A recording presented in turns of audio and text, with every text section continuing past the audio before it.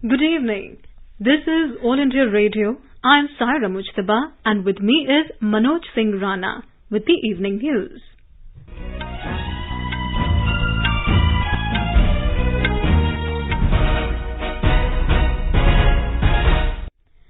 The headlines. Cabinet announces special package of 520 crore rupees for Jammu and Kashmir and Ladakh under Deen Dayal Antyodaya Yojana. India crosses 9 crore mark of COVID-19 testing. Recovery rate reaches 87.05%. Cinema halls, theatres and multiplexes to reopen tomorrow with 50% seating capacity.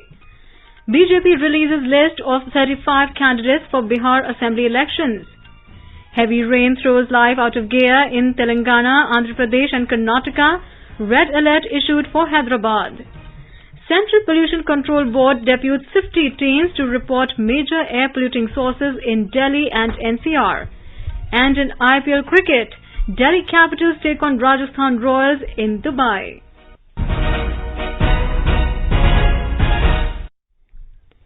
As the nation fights the COVID-19 pandemic, we begin with a message of precaution to stay safe and stay protected by following these 3 simple steps. Wear face mask, maintain 2 gaz ki duri for social distancing, and focus on hand and face hygiene. And now the news in detail. The Union Cabinet has approved a special package of 520 crore rupees for Union territories of Jammu and Kashmir and Ladakh for a period of 5 years till 2023-24 under the Deen Dayal Antyodaya Yojana's National Rural Livelihood Mission. Briefing the media after the cabinet meeting, Information and Broadcasting Minister Prakash Javadekar said this will ensure sufficient funds under the mission as per the need of the Union territories. He said it is also in line with the central government's aim to universalize all centrally sponsored beneficiary-oriented schemes in Jammu and Kashmir and Ladakh in a time-bound manner. देश के ग्रामीण इलाकों में दीनदयाल अंत्योदय राष्ट्रीय आजीविका mission ये योजना चलती है। स्व सहायता समूह और उसके द्वारा महिलाओं को आजीविका मिले। ग्रामीण कश्मीर, लद्दाख, जम्मू में बसे 2/3 परिवार इस योजना में शामिल होंगे। इसलिए आज 520 करोड़ का एक विशेष पैकेज जम्मू कश्मीर एवं लद्दाख के लिए दिया है। ये 5 साल के लिए रहेगा। इसका फायदा 10,58,000 महिलाओं को माने परिवारों को होगा। Deen Dayal Antyodaya Yojana National Rural Livelihoods Mission is a centrally sponsored program that aims at eliminating rural poverty through promotion of multiple livelihoods for the rural poor households across the country. The Union Cabinet has approved World Bank supported Strengthening Teaching, Learning and Results for States or STARS project. The project seeks to support states in developing, implementing, evaluating and improving interventions with direct linkages to improved education outcomes. Briefing the media after the cabinet meeting, Information and Broadcasting Minister Prakash Javadekar said that the total project cost is 5,718 crore rupees with the financial support of the World Bank amounting to $500 million. इसमें 3700 करोड़ रुपए world bank Bharat सरकार को देगा। वो भारत सरकार इस कार्यक्रम में लगाई और अभी ये 6 राज्यों में हिमाचल, राजस्थान, मध्य प्रदेश, महाराष्ट्र, केरल और उड़ीसा में ये वर्ल्ड बैंक असिस्टेड प्रोग्राम चलेगा। ऐसा ही एक प्रोग्राम एडीबी के माध्यम से गुजरात, झारखंड, उत्तराखंड, आसाम और तमिलनाडु इन राज्यों के लिए भी चलेगा। ये 5,800 करोड़ का कार्यक्रम है और इस कार्यक्रम से बहुत ही शिक्षा में मूलभूत सुधार का रास्ता प्रशस्त होगा। Mr. Javadekar said STARS project would be implemented as a new centrally sponsored scheme under the Department of School Education and Literacy. He said it will cover 6 states, that is Himachal Pradesh, Rajasthan, Maharashtra, Madhya Pradesh, Kerala and Orissa.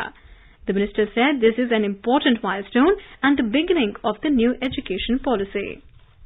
The Cabinet Committee on Economic Affairs has given its in-principle approval to the demerger of Nagarnar Steel Plant, NSP, from the National Minerals Development Corporation, NMDC Limited, and strategic disinvestment of NSP by selling entire stake of the Government of India to a strategic buyer.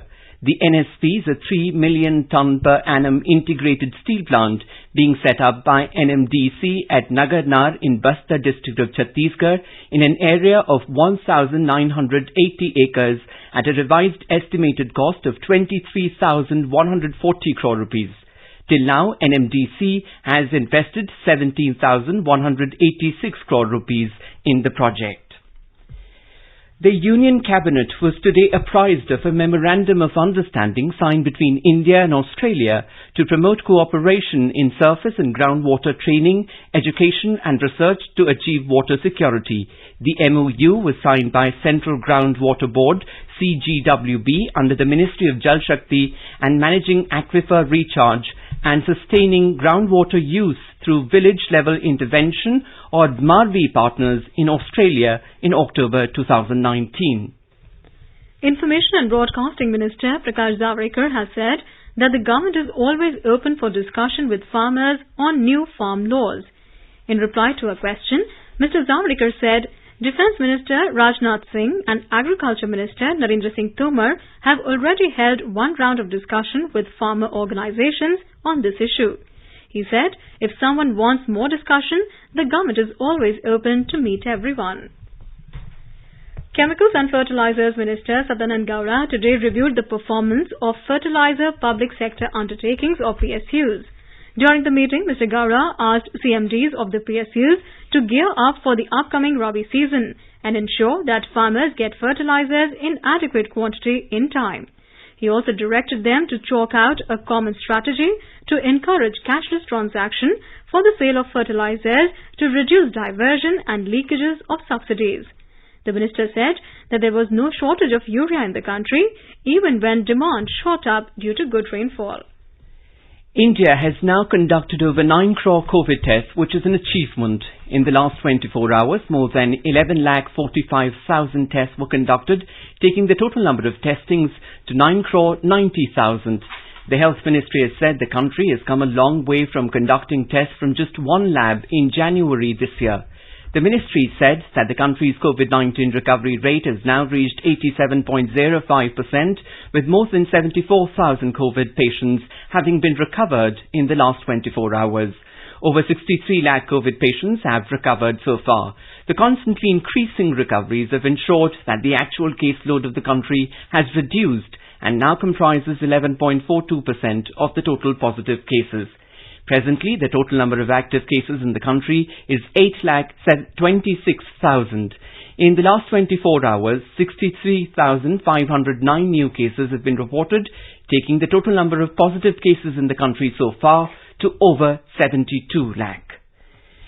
Cinema halls, theatres and multiplexes in the country are reopening from tomorrow with only 50% seating capacity. However, screening of films will not be allowed in containment zones. As per the standard operating procedures issued by the Information Broadcasting Ministry, adequate physical distancing is to be maintained in the sitting area inside the cinema halls, theatres and multiplexes. Staggered show timings will be followed in the multiplexes to avoid crowding. More from our correspondent. Cinema halls, theatres and multiplexes are going to resume their operation after a gap of almost 8 months. New rules and restrictions have been set for curbing the transmission of COVID-19 while resuming the operation. Adequate physical distancing of at least 6 feet, use of face masks and respiratory etiquettes have to be strictly followed by visitors and staff. Spitting will be prohibited. Thermal screening is to be carried out at every entry point and only asymptomatic individuals will be allowed to enter the premises. Hand sanitization will be made available at all entry points and work areas. Efforts will be made to avoid overcrowding in the common areas, lobbies and washroom during the intermission. Besides, the cinemas, theatres and multiplexes will be sanitized after the screening. With Anand Kumar, this is Bhupendra Singh for AIR News, Delhi.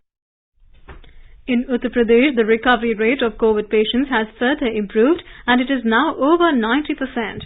The state currently has 36,898 active COVID patients. A report. Chief Minister Yogi Adityanath has asked the senior officials of Health Department to coordinate with officials of Lucknow, Varanasi, Meerut and Mathura districts for effective control of the spread of infection. In a review meeting, Chief Minister also asked to increase the number of ICU beds in the premier health institutes in state capital Lucknow, SGPGI, KGMU and Ram Manohar Lohia Institute of Medical Sciences. The state is witnessing a continuous decrease in the number of COVID cases. Yesterday, around 1,62,000 COVID samples were tested in state, and till date, more than 1,23,00,000 samples have been tested. In last 24 hours, 2,778 new cases of COVID infection were found in state, while 3,736 persons were discharged from different hospitals after full recovery. Sushil Chandra Tiwari, AIR News, Lucknow. Meghalaya today recorded 5 more COVID-19 related deaths from East Khasi Hills district, taking the total number of fatalities to 70. The state also witnessed 153 new COVID-19 cases and 176 new recoveries. With this, the total number of active cases stands at 2,339 and 5,582 recovered cases. In Madhya Pradesh, COVID-19 infection is constantly declining. Our correspondent reports that there has been a decrease of 37% in new cases of corona in the state in the last 3 weeks. A report.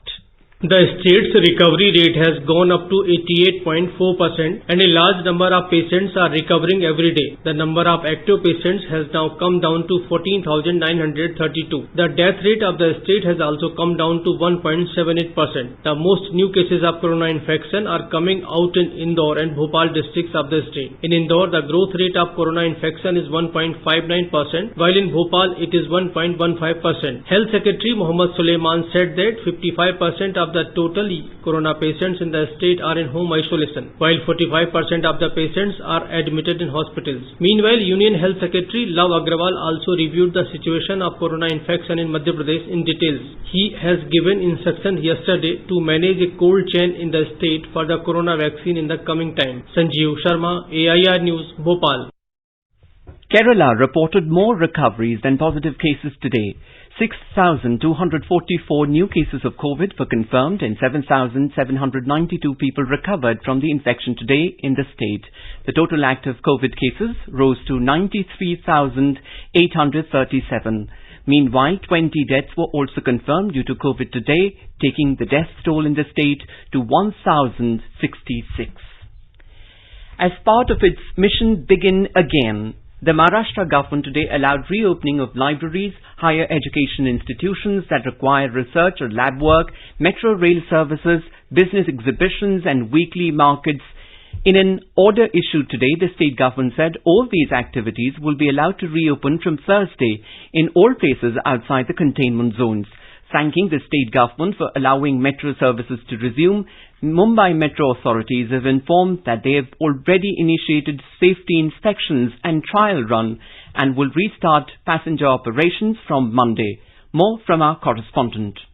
Days after postponing the Maharashtra State Public Service exam, stating that students needed more time for preparation, the state government has announced that all public and private libraries will be allowed to function from tomorrow, ensuring all norms related to sanitization and social distancing are followed thoroughly. Significantly, the state has also permitted Mumbai Metro to resume its operations from tomorrow in a graded manner. Even as the state government has allowed reopening of gardens, parks, business-to-business exhibitions and local weekly markets, including animal marts, it has stopped short of reopening places of worship that were being demanded by many. Notably, the government has also decided to do away with stamping of air travellers arriving in Maharashtra, while health checkup and stamping of passengers at railway stations will also be stopped with immediate effect. Meanwhile, in order to avoid crowding ahead of the festive season, the state government has allowed all shops to remain open from 9 a.m. to 9 p.m. Nisha Rani, AIR News, Mumbai.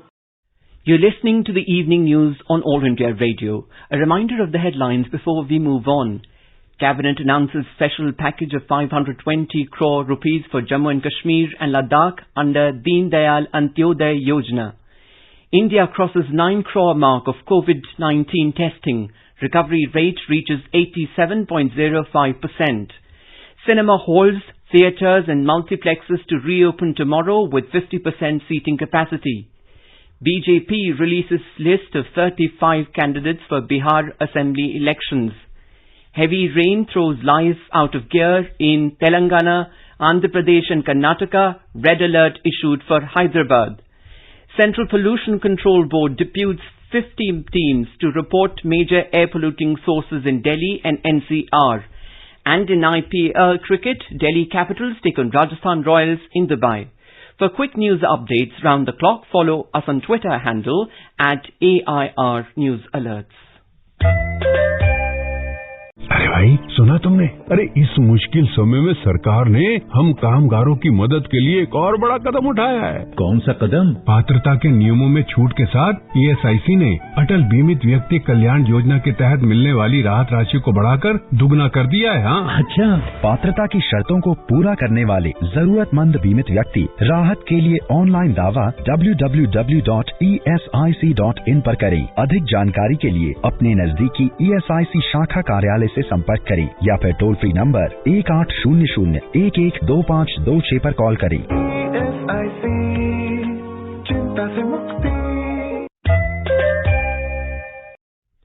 Welcome back. The BJP today released the fourth list of 35 candidates for the upcoming Bihar Assembly elections. Minister in Bihar government, Krishna Kumar Rishi, will contest from his current Banmanki seat.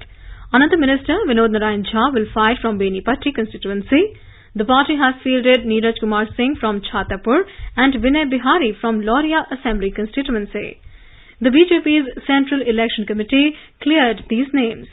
The party has denied tickets to its several sitting MLAs in the list of party candidates declared for the third phase of elections. More from our correspondent. In the list of party candidates, the BJP has denied tickets to its three sitting MLAs, Raghav Saran Pandey, the former Petroleum Secretary and sitting MLA from Bagha, failed to secure his place in the BJP list. Two other senior MLAs, Dinkar Ram and Ajay Kumar Singh, will not be the party candidate this time. Some new faces have been given party symbols. The party has expressed its faith in four state ministers, Suresh Kumar Sharma, Pramod Kumar, Krishna Kumar Rishi and Vinod Narayan Jha, giving party tickets to them. BJP has given tickets to Nisha Singh after the death of State Minister Vinod Kumar Singh. She is the wife of late minister. Senior party leaders Bhagirathi Devi, Tarkishore Prasad, Sanjay Sarawgi and Vinay Bihari have also got party symbols for the third phase. Dharmendra Kumar Rai, AIR News, Patna. With only 2 days left for filing nominations for the second phase, the nomination filing process has gained momentum. 340 nominations have been filed so far. Grand Alliance Chief Ministerial candidate and RJD leader Tejasvi Prasad Yadav submitted his nomination from Raghopur Assembly constituency in Vaishali district. Other prominent candidates who filed their nominations are former State Minister and RJD nominee Alok Kumar Mehta from Ujiarpur, former Minister and JDU nominee Kumari Manju Verma from Cheria, Bariarpur. JDU candidate and son of late MP Baidhanath Prasad Mahato, Sunil Kumar Kushwaha, filed his nomination for Valmiki Nagar Lok Sabha bypoll. Meanwhile, deployment of security forces has started for the first phase of state assembly elections to be held on the 28th of this month.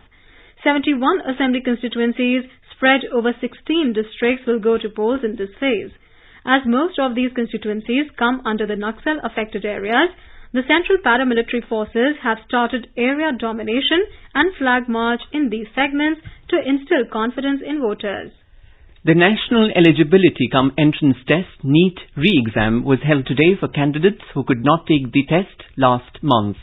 After the Supreme Court's directions, the National Testing Agency again conducted the exam for students who could not appear for the exam held on the 13th of September due to COVID pandemic. The combined result of today's exam and the exam held on the 13th of September will be declared on Friday, the 16th of October. NEET is a national-level entrance exam for admissions to undergraduate medical and allied programs in the country. Government has stepped up its effort to ensure better air quality in Delhi and adjoining states in the winter season. 50 teams of the Central Pollution Control Board (CPCB) will make extensive field visits in Delhi and NCR region from tomorrow, which will continue till February next year. With a concerted focus on hotspot areas, these teams will do the spot reporting of major air polluting sources like construction activities, dumping of garbage and construction waste, burning of garbage and industrial waste in open areas with the use of Sameer app. Data will be shared with concerned agencies through an automated system for speedy action. In Telangana, the army joined the state government in carrying out rescue operations, and dozens of stranded people have been shifted to safer places in Bandlaguda area of Hyderabad. Normal life in the city has been thrown out of gear as very heavy rains lashed several parts of the city and parts of the state. About a dozen people have died in Hyderabad due to rain-related incidents in the last 2 days. A red alert has been issued in the city. We now go over live to our correspondent Lakshmi in Hyderabad for the latest information. Lakshmi, what is the latest you have on the situation? Saira, thousands of people are still facing the threat of inundation. Musi River, which passes through Hyderabad, and water bodies in and around the city are still receiving heavy inflows. The authorities are forced to release water downstream from various reservoirs. Meanwhile, hundreds of people from low-lying areas and even apartment complexes that are close to water bodies are being shifted to relief camps. NDRF teams have been pressed into service, and on the request of the state government, 4 columns of army have been pressed into relief activities. One can understand the severity if they come to know that boats are being used to shift people for safe locations in Hyderabad. Right. Overall, the situation is still grim as Met officials warned that more rain is likely. Saira. Yeah, Lakshmi, what steps are being taken by the administration in relief camps, especially in view of the pandemic? Saira, so far about 50 relief camps have been set up in Hyderabad, but many people are being sent to nearest community centers and marriage halls for shelter tonight. However, the arrangements like food and drinking water are being taken care of.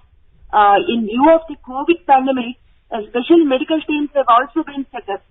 Union Minister of State for Home, G. Kishan Reddy, has visited some of the rain-affected areas in the city and assured all possible help to the affected families. Saira. Yeah, thanks Lakshmi for that update. Meanwhile, the state government has declared a holiday tomorrow for all private institutions, offices, non-essential services within Hyderabad, as Met officials warned that heavy rains are likely for one more day. People have been advised to stay indoors for the next 2 days. Andhra Pradesh has been hit with heavy gales with speed reaching up to 60 to 70 kilometers per hour. Heavy rainfall was recorded in the past 24 hours. Reports of damage of houses have come in from many places across the state. The district administrations in coastal and north coastal belt are put on high alert. Depression-induced rainfall has lashed several areas of Odisha during the last 48 hours. The Regional Meteorological Centre has forecast heavy rainfall at 1 or 2 places in 10 districts of the state during the next 12 hours. While the depression over Telangana is set to weaken further into a well-marked low-pressure area as per the weather forecast, it doesn't have any more direct impact on the weather conditions of Odisha. However, due to the upper air trough and the prevailing wind pattern, the state is likely to experience light to moderate rain or thunder shower at many places during the next 12 hours. With this, the local weather office has issued yellow warning for 10 districts that include Khordha, Cuttack, Angul, Dhenkanal, Nayagarh, Kendrapada, Jagatsinghpur, Bhadrak, Jajpur and Raigada. Meanwhile, the southern Odisha rivers like the Rusikulya and Bansathara that had swollen up due to extremely heavy rainfall in Ganjam and Gajapati districts during the last 48 hours are now moving with moderation, dismissing any threat of flood fury as of now. Girish Chandra Das, Bhubaneswar. North interior Karnataka is also badly hit due to copious rainfall since the last 2 days. A red alert has been sounded in Bagalkot, Bidar, Kalburgi, Raichur, Vijaypura and Yadgiri. The Bhima River is at spate and rainwater has flooded the low-lying areas in the city of Kalburgi. Prime Minister Narendra Modi today spoke to Telangana Chief Minister K. Chandrasekhar Rao and Andhra Pradesh Chief Minister Y.S. Jagan Mohan Reddy regarding the situation in the 2 states due to heavy rainfall. Mr. Modi assured all possible assistance from the centre in relief and rescue work. He also said his thoughts are with those affected due to the heavy rains. This is All India Radio giving you the news. चलो मिलकर एक शुरुआत करें, चलो एक फैसला आज करें, मास्क नहीं तो टोकेंगे, corona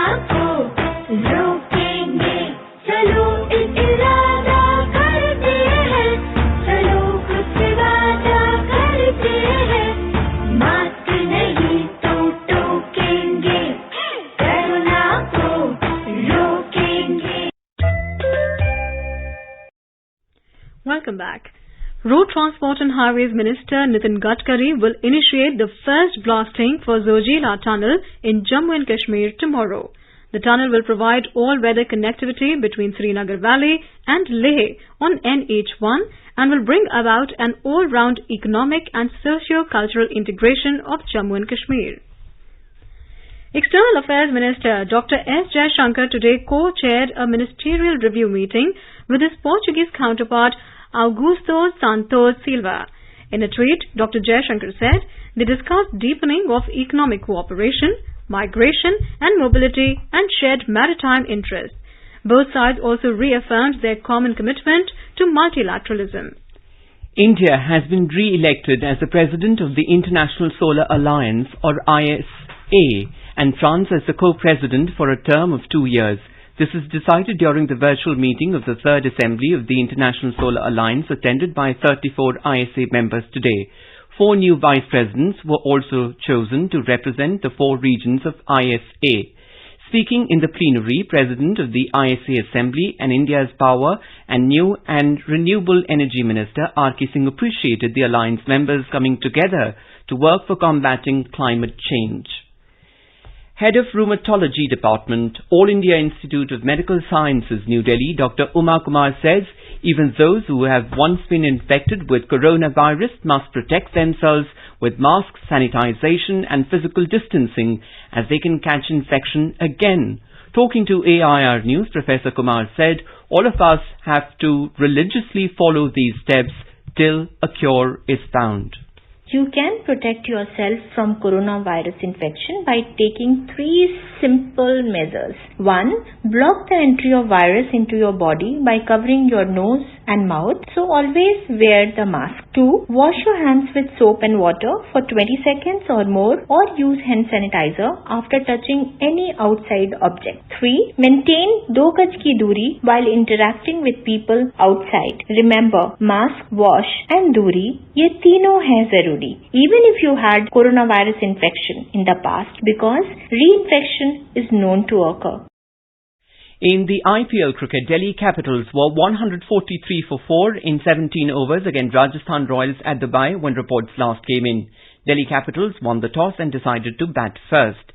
Yesterday, Chennai Super Kings defeated Sunrisers Hyderabad by 20 runs to stay in the race for the playoffs. Equity benchmarks today climbed for the 10th consecutive session even as global cues were negative. The BSE 30 share index Sensex gained 169 points to settle at 40,795. The NSE Nifty 50 index also rose to 37 points to settle at 11,971. And now let's take a look at the weather forecast for tomorrow. The national capital Delhi will have fog in the morning and partly cloudy sky later.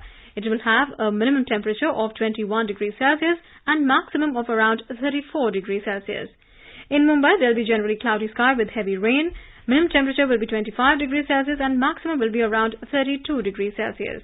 Chennai will experience generally cloudy sky. Temperature will hover between 25 and 35 degrees Celsius. Kolkata will witness partly cloudy sky with possibility of moderate rain or thunderstorm. Temperature will hover between 27 and 34 degrees Celsius. In the Union Territory of Jammu and Kashmir, minimum temperature will be 16 degrees Celsius in Jammu while maximum will be around 34 degrees. City will have a mainly clear sky. Srinagar and Leh will have mainly clear sky as well. Temperature in Srinagar will hover between 5 and 25 degrees Celsius. In Leh, minimum temperature will be -2 degrees Celsius while maximum will be around 21 degrees Celsius. There will be mainly clear sky. Gilgit will experience mainly clear sky becoming partly cloudy towards the afternoon or evening. Temperature will hover between 8 and 25 degrees Celsius. In Muzaffarabad, there will be mainly clear sky. Minimum temperature will be 12 and maximum would be around 30 degrees Celsius. And now, before we close, the headlines once again. Cabinet announces special package of 520 crore rupees for Jammu and Kashmir and Ladakh under Deen Dayal Antyodaya Yojana. India crosses 9 crore mark of COVID-19 testing. Recovery rate reaches 87.05%. Cinema halls, theatres and multiplexes to reopen tomorrow with 50% seating capacity. BJP releases list of 35 candidates for Bihar Assembly elections. Heavy rain throws life out of gear in Telangana, Andhra Pradesh and Karnataka. Red alert issued for Hyderabad. CPCB deputes 50 teams to report major air polluting sources in Delhi and NCR. And in IPL cricket, Delhi Capitals take on Rajasthan Royals in Dubai. And with that, we end the evening news. Good night.